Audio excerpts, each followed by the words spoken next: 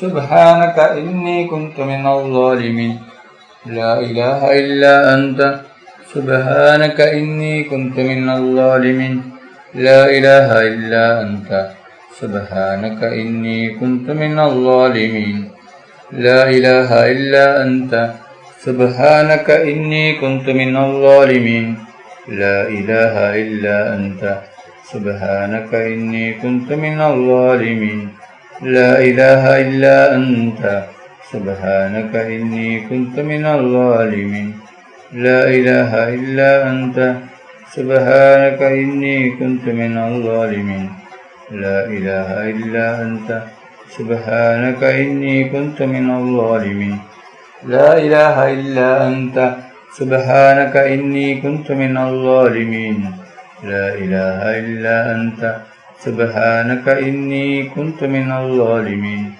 لا إله إلا أنت سبحانك إني كنت من الظالمين لا إله إلا أنت سبحانك إني كنت من الظالمين لا إله إلا أنت سبحانك إني كنت من الظالمين لا إله إلا أنت سبحانك إني كنت من الظالمين لا إله إلا أنت سبحانك إني كنت من الظالمين لا إله إلا أنت سبحانك إني كنت من الظالمين لا إله إلا أنت سبحانك إني كنت من الظالمين لا إله إلا أنت سبحانك إني كنت من الظالمين لا إله إلا أنت سبحانك إني كنت من الظالمين لا إله إلا أنت سبحانك إني كنت من الظالمين لا إله إلا أنت سبحانك إني كنت من الظالمين لا إله إلا أنت سبحانك إني كنت من الظالمين لا إله إلا أنت سبحانك إني كنت من الظالمين لا إله إلا أنت سبحانك إني كنت من الظالمين لا إله إلا أنت سبحانك إني كنت من الظالمين لا إله إلا أنت سبحانك إني كنت من الظالمين لا إله إلا أنت سبحانك إني كنت من الظالمين لا إله إلا أنت سبحانك إني كنت من الظالمين صلى الله على محمد صلى الله عليه وسلم صلى الله على محمد صلى الله عليه وسلم صلى الله على محمد صلى الله عليه وسلم صلى الله على محمد صلى الله عليه وسلم صلى الله على محمد صلى الله عليه وسلم صلى الله على محمد صلى الله عليه وسلم صلى الله على محمد صلى الله عليه وسلم صلى الله على محمد صلى الله عليه وسلم صلى الله على محمد صلى الله عليه وسلم صلى الله على محمد صلى الله عليه وسلم صلى الله على محمد صلى الله عليه وسلم صلى الله على محمد صلى الله عليه وسلم صلى الله على محمد صلى الله عليه وسلم صلى الله على محمد صلى الله عليه وسلم صلى الله على محمد صلى الله عليه وسلم صلى الله على محمد صلى الله عليه وسلم صلى الله على محمد صلى الله عليه وسلم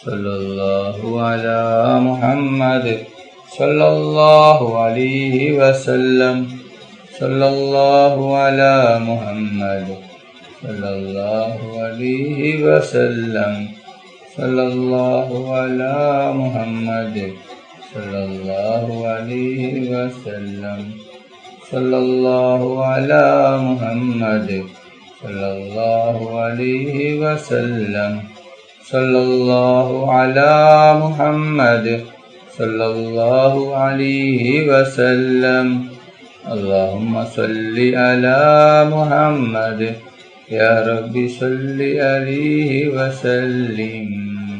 അല്ലാഹു സുബ്ഹാനഹു വ തആല നമ്മുടെ മജ്ലിസ് സ്വീകരിക്കുമാറാകട്ടെ. ദുആക്ക് ഇജാബത്തുള്ള മജ്ലിസായി അല്ലാഹു സുബ്ഹാനഹു വ തആല നമ്മിൽ നിന്നും കബൂൽ ചെയ്യട്ടെ. ഈ മഹത്തായ മജ്ലിസിൽ ഒരുമിച്ച് കൂടിയ, ദിക്റുകൾ ചൊല്ലിയ, സ്വലാത്തുകൾ ചൊല്ലിയ എല്ലാവർക്കും അല്ലാഹു സുബ്ഹാനഹു വ തആല അർഹമായ പ്രതിഫലം നൽകി അനുഗ്രഹിക്കട്ടെ.